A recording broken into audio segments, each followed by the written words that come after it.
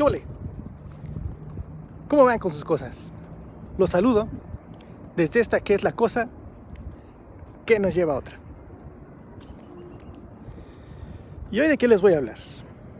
Hoy comenzaría preguntándoles un par de cosas, o la misma pregunta en diferentes tiempos. ¿Cuántas veces te has equivocado? Vamos a suponer en los últimos 10 años. Yo sé que no tienes una respuesta concreta, ni yo la tengo. Entonces, vamos a acotarla un poco más. ¿Cuántas veces te has equivocado durante la última semana?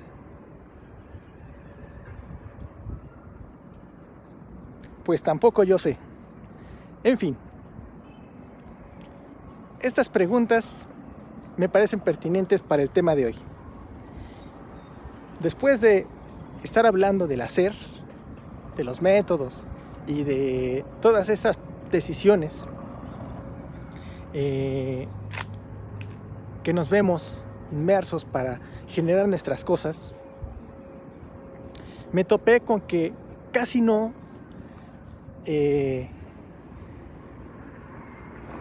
reflexionamos o ahondamos en el tema de la equivocación. Y es un tema importante. Ya verán por qué. La equivocación por sí misma, en su definición, nos habla de que es cuando procedemos a hacer algo. Puede ser desde pensar, ¿no? Pero se ve más reflejado durante nuestras acciones, que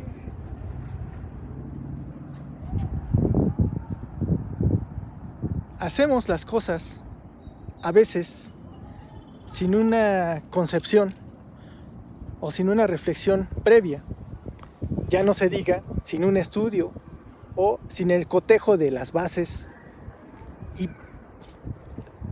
hacemos a veces por nuestra misma experiencia empírica, por nuestro mismo cálculo y por nuestra, vamos a llamarla, maestría, ¿no? O contacto con lo que hacemos o generamos día a día. Y a veces ese sentir o esa definición o ese concepto por el cual hacemos las cosas, pues no es el mejor o el correcto, ¿no? A veces hacemos las cosas por hacer y nos damos cuenta hasta las consecuencias que lo hicimos mal, ¿no? O bueno, que nos equivocamos. Ahorita no voy a hablar de bien y de mal. Entonces, a veces actuamos por las razones equivocadas, ¿sí?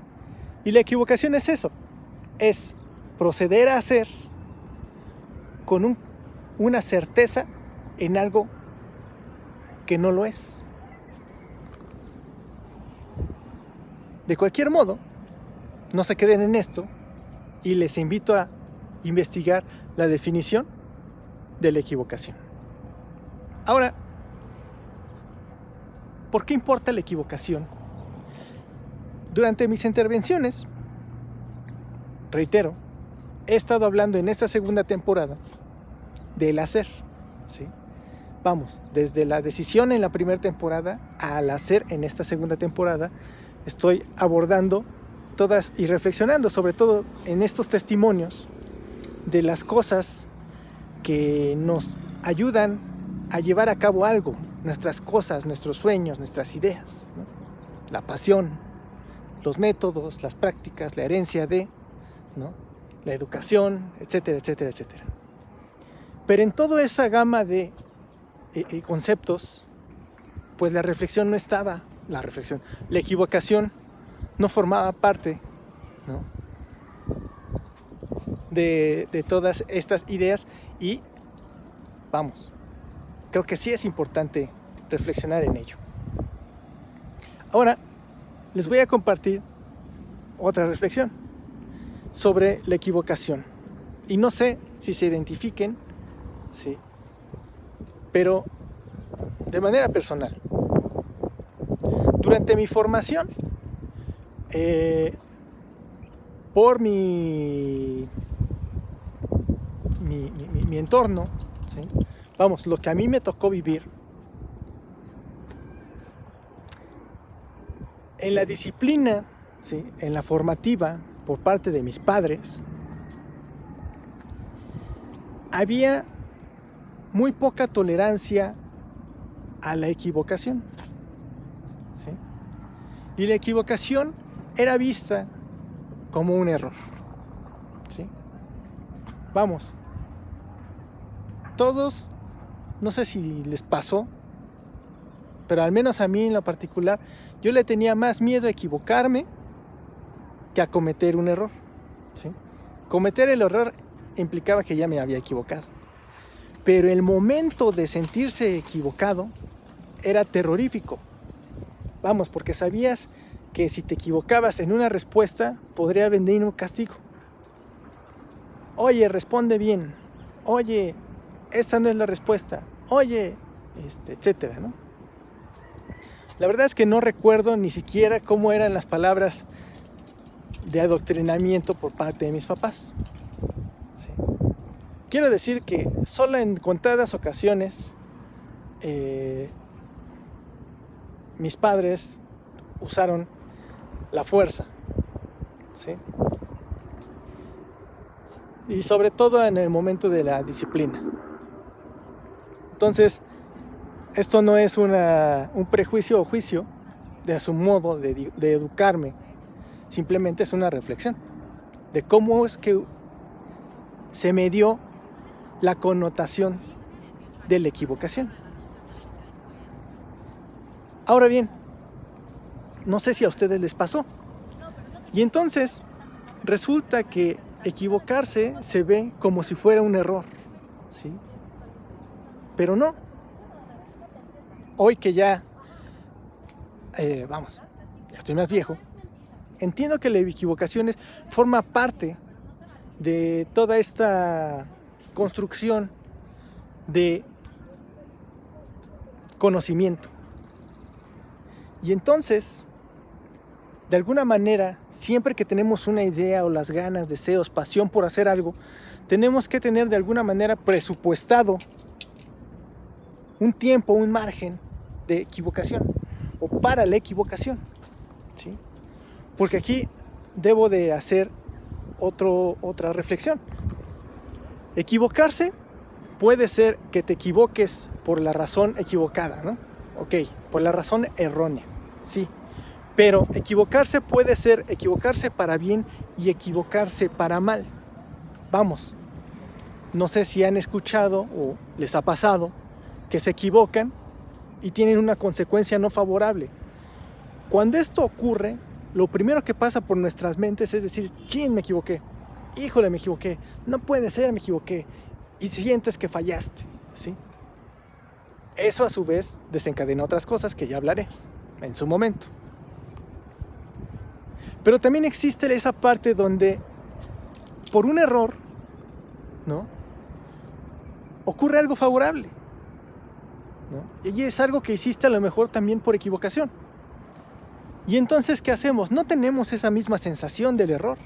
Tenemos una sensación como de magia, como de, ah, caray, cáspita, wow, qué padre, qué mágico, qué coincidencia, qué chido, qué chistoso. Vamos, ¿sí me doy a entender? Vamos, la equivocación por sí misma puede ser conflictiva si tenemos o mal comprendidos las consecuencias, por ejemplo, los actos, ¿no?, lo favorable, lo no favorable, ¿no? Y si a eso se lo añadimos a la equivocación, entonces le restamos o le añadimos importancia a la equivocación. Ahora bien, ¿A qué voy con todo esto de la equivocación?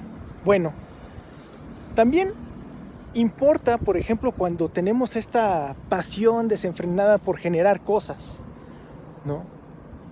Quiero generar un negocio, quiero comenzar una relación, quiero empezar un nuevo proyecto, quiero ir a un nuevo trabajo, quiero ir a etcétera. Se entiende que este entusiasmo por hacer nos quita del cálculo la parte de la equivocación. Y entonces aquí lo que yo aconsejaría para abrazar la equivocación como una herramienta es que te des un margen de tolerancia a la equivocación y a su vez una tolerancia al error y una tolerancia al éxito, porque esas son consecuencias al final, ¿sí? Pero la equivocación es un laboratorio, la equivocación es parte del aprendizaje, ¿sí? Entre más veces nos equivocamos, más veces tenemos oportunidades de aprender algo nuevo. Es cierto. ¿Sí? Ahora, existe modos o no sé cómo llamarlos, momentos donde a lo mejor nuestra formación se ve mermada por una intransigencia a la equivocación, ¿sí? Por ejemplo, en un deporte no hay una tolerancia a la equivocación, ¿no? Porque para eso practicas. Eso es lo que uno supondría de personas que se dedican a ello. Pero creo que si fuéramos omniconscientes y omniconscientes de todo, sobre todo, por ejemplo, del entorno y de los elementos que nos rodean.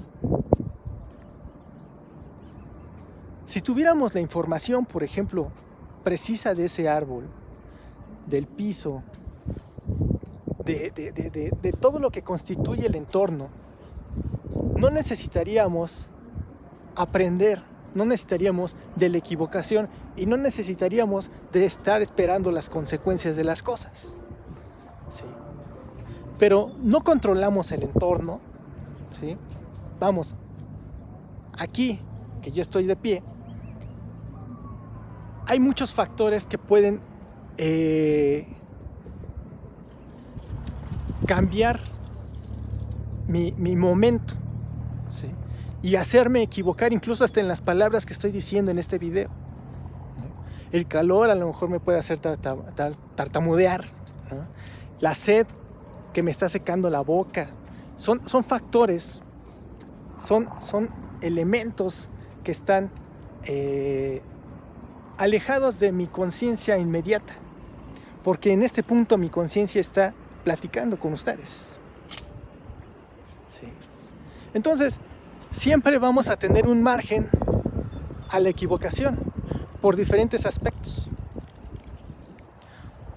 por el entorno, por todo lo que desconocemos, porque a veces nos vamos a aventurar a cosas nuevas, a cosas desconocidas, ¿sí? Por lo regular siempre actuamos con un porcentaje de conciencia, pero sobre lo que tenemos control y no sobre lo que desconocemos.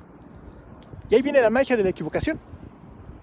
Todo lo que desconocemos, cuando erramos, la consecuencia es que si no es favorable, pues vamos a regresarnos 2, 3 pasos atrás hasta verificar cuál fue nuestro error, ¿no? O por qué ocurrió un error, ¿sí? Ahora bien, no hablo ahorita de cosas positivas o negativas o de errores o de aciertos, porque vamos, en este punto a la equivocación, si fuera una entidad, si fuera una persona, la equivocación no le importa si hay algo bueno o hay algo malo. La equivocación más bien le importaría que se está haciendo algo o se está actuando, ¿no? Y en algún momento va a cambiar porque se estaba haciendo bajo algo equivocado, bajo un concepto no verificado, este punto. Ese es el punto. Ahora, hay una cuestión con la equivocación y esto tiene que ver más ya con entornos, el contexto de la equivocación. ¿Dónde sí es permitido equivocarse? Pienso que es permitido y debe ser permitido equivocarse cuando estamos en plena formación. Es decir, cuando somos niños. Cuando somos niños tenemos o somos blindados por nuestra misma sociedad y nuestros padres, por ejemplo, para equivocarnos. Nos podemos caer y ellos se hacen cargo de ayudarnos a recuperar. ¿Va? Es una etapa formativa, estamos explorando y descubriendo el mundo. Entonces, creo que de niños, ¿no? Incluso hasta los 20, que es una etapa formativa, porque incluso el cuerpo se sigue formando, creo que hasta los 25, ¿no? Digo, de manera de crecimiento y demás. Pero en una etapa formativa, equivocarse es sano.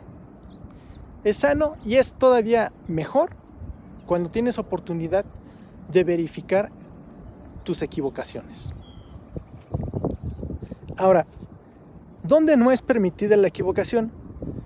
Creo que no podemos ser intransigentes para tener una especie de tolerancia cero a la equivocación. Una equivocación, tolerancia cero, equivaldría a ser máquinas. Equivaldría a tener un entorno 100% controlado, ¿sí? Y ejercer una rutina también 100% conocida, como un reloj. Pero ni eso exenta el margen de equivocación que puede ocurrir. ¿Sí?